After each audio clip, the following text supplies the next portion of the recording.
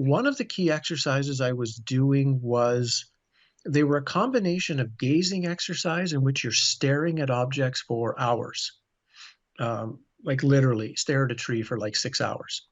I was at this time, I was doing around 14 hours a day of practice. Hmm. I was at that time I was a stand-up comedian, so I was able to work weekends, a couple of weekends a month, and the rest of my time, literally from the time I got up till just about the time went to sleep, was some form of exercise, some form of test. Like I was obsessively looking for an answer. And when I would take and if I read a book and it sounded like there was an interesting exercise, well, I would just try it. So one of the things I was doing is I was doing these gazing exercises for a long period of time. Of course, I'm doing my recapitulation, my life review. I'm performing these opposite activities, but so eventually the core question I had, sorry it's taking so long to answer this, but the core question that I had was when I realized that the words in my mind were creating reality, that in a sense the table was here because I had the word table in my mind. So what would happen if I could shut my mind out so I had no more, there were no words in my mind. So I wasn't doing this to be happy. I wasn't doing this to feel better. I was going to test if I didn't think, what would happen to the world. And eventually, after months and months of this, I was walking and literally it was gone. My mind just shut off. And the river I was walking past stopped flowing, and the pathway I was on started to flow like the river would have. Whoa.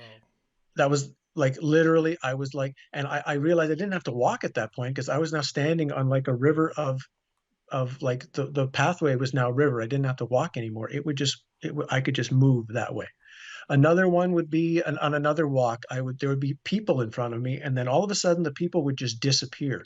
And I knew they had disappeared because there were signs or things behind them that I could read that all of a sudden they would reappear and then I couldn't read the sign again. So I knew it's not like I knew what the sign was or something, or I'd seen the sign. It was like literally I could see it because they were actually physically no longer manifest.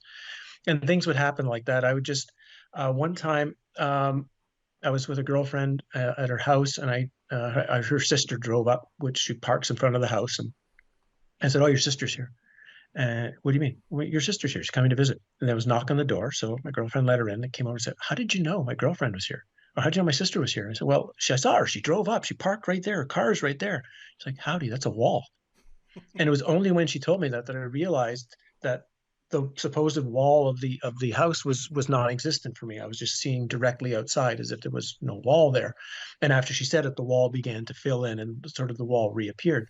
So this was the things that were happening kind of constantly in my day-to-day world. I would and a lot of that also came to out of the work I did with the Korean monk. The Korean monk was pushing us into very challenging practices and very challenging experiences. And more importantly, he was pushing us on what he called our bullshit.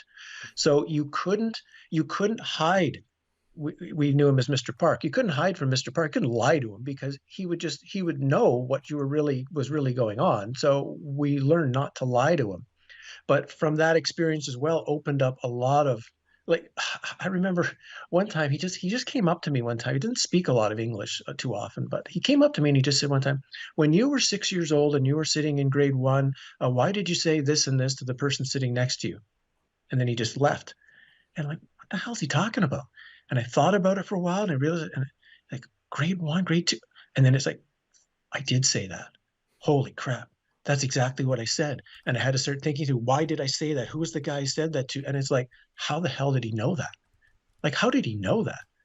And it was little things like that that began to indicate that uh, there's way more going on here than I ever thought.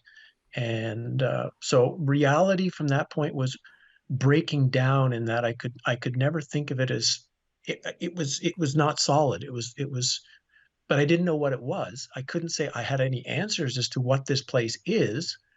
Um, I just knew that it wasn't what I was told.